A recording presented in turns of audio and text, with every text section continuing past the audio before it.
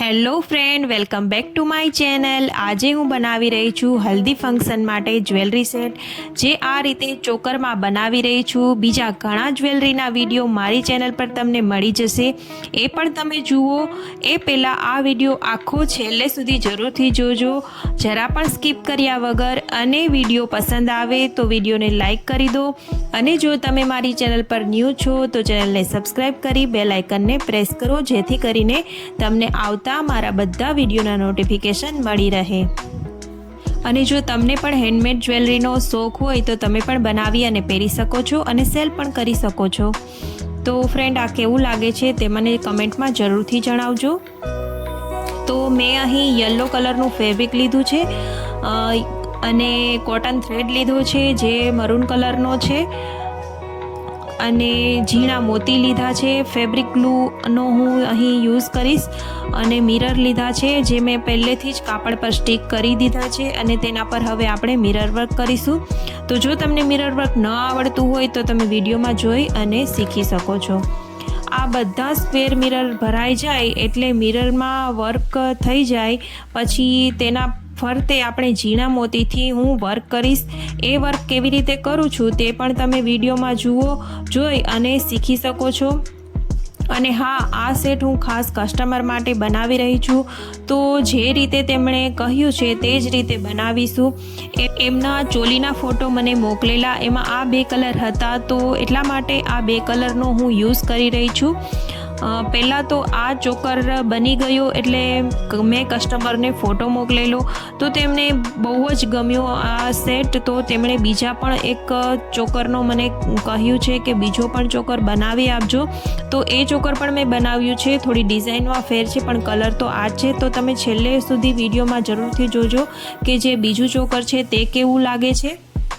અને ફ્રેન્ડ, એક નાનકડી રિક્વેસ્ટ છે કે જો હજુ સુધી તમે વિડીયોને લાઇક ન કર્યો હોય તો વિડીયોને લાઇક કરી આપો, અને જો તમે મારી ચેનલ પર ન્યૂ છો તો ચેનલને સબસ્ક્રાઈબ કરી બેલ આઇકનને પ્રેસ કરો, અને વિડીયોને શેર જરૂરથી કરજો। અને જો તમને જ્વેલરીનો શોખ હોય અથવા તો હેન્ડમેડ જ્વેલરીનો શોખ હોય તો તમે જાતે બનાવી અને પહેરી શકો છો, અને આ જ્વેલરી તમે સેલ પણ કરી શકો છો, જે તમે હોલસેલ કે રિટેલમાં અથવા તો ઓનલાઈન પણ વેચી શકો છો, અને તમારો જ્વેલરી બિઝનેસ ઘરે બેઠા તમે સ્ટાર્ટ કરી શકો છો। તો હવે અહીં મિરર વર્ક થઈ ગયું છે, તો હવે આપણે ફરતે મોતીથી વર્ક કરીશું। તો પહેલાં 3 મોતી લેવાના છે, ત્યારબાદ 2 મોતી લેતા જવાના છે, અને સ્ક્વેર મિરર ભરાઈ ગયેલું છે તેની ઉપર ભરેલું છે તેની ઉપર જ આપણે મોતીથી વર્ક કરીશું। અને ફ્રેન્ડ, આગળ પણ મેં નવરાત્રિ સ્પેશિયલ જ્વેલરીના વિડીયો અપલોડ કરેલા છે, તે પણ તમે જુઓ। જો તમને વિડીયો બધા મારા પસંદ આવે તો વિડીયોને લાઈક જરૂરથી કરજો।